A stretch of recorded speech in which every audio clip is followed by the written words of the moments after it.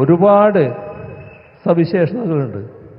ആദ്യമായാണ് ഇന്ത്യയിൽ ഒരു സംസ്ഥാനത്തിൻ്റെ മുൻകൈയിൽ ഒരു ബൃഹത് തുറമുഖ നിർമ്മാണം നടക്കുന്നത്. ചെലവിൻ്റെ ഏറിയ ഭാഗവും കേരളമാണ് വഹിക്കുന്നത്. 5686 കോടിയിൽ 5370 കോടി 86 ലക്ഷം, ബാക്കി 2497 കോടി അദാനി വിഴിഞ്ഞം പോർട്ട് പ്രൈവറ്റ് ലിമിറ്റഡാണ് മുടക്കുന്നത്. മൊത്തം 8686 കോടിയാണ് ഇതിൻ്റെ ചെലവ്. 818 കോടിയുടെ വയബിലിറ്റി ഗ്യാപ്പ് ഫണ്ട് കേന്ദ്രം നൽകുന്നു. ഈ തുറമുഖത്തോടെ $220 ദശലക്ഷം പ്രതിവർഷ രാഷ്ട്ര നഷ്ടം നികന്നു തുടങ്ങുകയായി.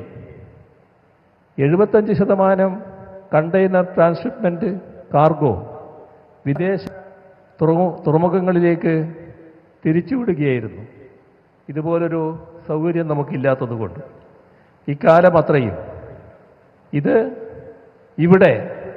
ഇതിലൂടെ അവസാനിക്കുകയാണ്.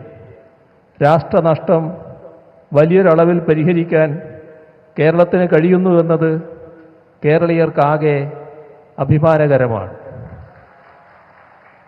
കരാർ പ്രകാരം 2045 മാത്രമേ ഇത് പൂർത്തിയാവേണ്ടതുള്ളൂ. നമ്മൾ അതിന് കാത്തുനിന്നില്ല. 2024 തന്നെ കൊമേഴ്സ്യൽ ഓപ്പറേഷൻ ആരംഭിച്ചു. മദർഷിപ്പിനെ സ്വീകരിച്ചു. തുടർന്ന് ഇങ്ങോട്ട് 250-ലേറെ കപ്പലുകൾ വിഴിഞ്ഞത്ത് നങ്കൂരമിട്ടു. ഇപ്പോഴിതാ ഒന്നാം ഘട്ടം പതിറ്റാണ്ട് മുൻപ് പൂർത്തിയാക്കി കമ്മീഷൻ ചെയ്യുന്നു. 2028 ഇതിൻ്റെ എല്ലാ ഘട്ടങ്ങളും പൂർത്തിയാക്കാനാണ് ഉദ്ദേശിക്കുന്നത്. ഒരുപാട് പ്രതികൂല ഘടകങ്ങളുണ്ടായി. മഹാപ്രളയം, ഇതര പ്രകൃതിക്ഷോഭങ്ങൾ, കോവിഡ് അടക്കമുള്ള മഹാവ്യാധികൾ എന്നിവയൊക്കെ സമ്പദ്ഘടനയെ ഉലച്ചു. എന്നാൽ കേരളം അവിടെ തളർന്നു നിന്നില്ല. നിർമ്മാണ കമ്പനിയും നല്ല രീതിയിൽ സഹകരിച്ച് മുന്നോട്ട് പോവുക തന്നെയാണ് ഉണ്ടായത്. 1996 LDF സർക്കാർ രൂപപ്പെടുത്തിയ പദ്ധതിയാണ് ഇവിടെ യാഥാർത്ഥ്യമാവുന്നത്. ഇടക്കാലത്ത് പദ്ധതി അനിശ്ചിതത്വത്തിലായിരുന്നു. പദ്ധതി പഠനത്തിനായി 2009 ഇൻ്റർനാഷണൽ ഫിനാൻസ് കോർപ്പറേഷനെ നിയോഗിച്ചു. 2010 ടെൻഡർ നടപടികളിലേക്കും കടന്നു. പക്ഷേ കേന്ദ്രം ആ ഘട്ടത്തിൽ അനുമതി നിഷേധിച്ചു. തുടർന്നുള്ള ഘട്ടം പദ്ധതിക്കായുള്ള മനുഷ്യച്ചങ്ങലകൾ അടക്കമുള്ള പ്രക്ഷോഭങ്ങളുടേതായിരുന്നു. 2015 ഒരു കരാറുണ്ടായി. എന്നാൽ പല തലങ്ങളിലുള്ള വിമർശനങ്ങൾ അത് നേരിട്ടു. ആ വിമർശനങ്ങളെല്ലാം നിലനിൽക്കുമ്പോഴും വിഴിഞ്ഞം പദ്ധതി നടപ്പാവുക തന്നെ വേണം എന്ന നിലപാടാണ് ഞങ്ങൾ കൈക്കൊണ്ടത്.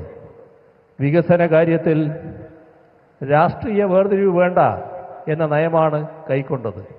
അതുപ്രകാരമാണ് 2016 അധികാരത്തിൽ വന്നതിനെ തുടർന്നുള്ള ഘട്ടത്തിൽ ബൃഹത് തുറമുഖമായി വിഴിഞ്ഞം വളരുന്നതിനുള്ള നിലപാടുകൾ എടുത്തത്.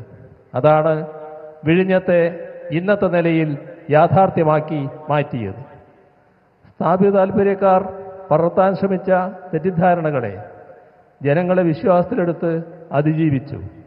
നിയമക്കുരുക്കളടക്കം നീക്കി തീരദേശ പുനരധിവാസ ജീവനോപാധി പ്രശ്നങ്ങൾ 120 കോടി ചെലവാക്കി പരിഹരിച്ചു. അവിടുത്തെ പെൺകുട്ടികളെ ക്രെയിൻ പ്രവർത്തിപ്പിക്കുന്ന ജോലിയടക്കം ഇവിടെ ഏൽപ്പിച്ചിരിക്കുന്നു. തദ്ദേശീയ സ്ത്രീകൾക്കായി സ്കില്ലിംഗ് സെൻ്റർ തുറന്നു. ഇങ്ങനെ പ്രശ്നങ്ങൾ പരിഹരിച്ചു.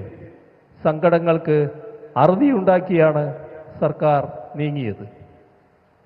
5000-ലധികം തൊഴിലവസരങ്ങളാണ് ഈ തുറമുഖത്തിൻ്റെ ഭാഗമായി നേരിട്ട് ലഭ്യമാകുന്നത്.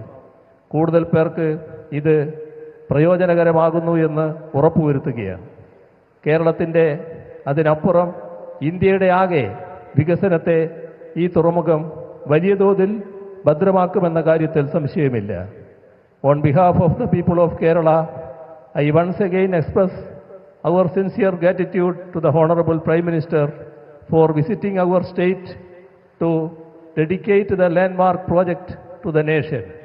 I also extend my congratulations to the Adani Group for executing this mission with excellence. Thank you all.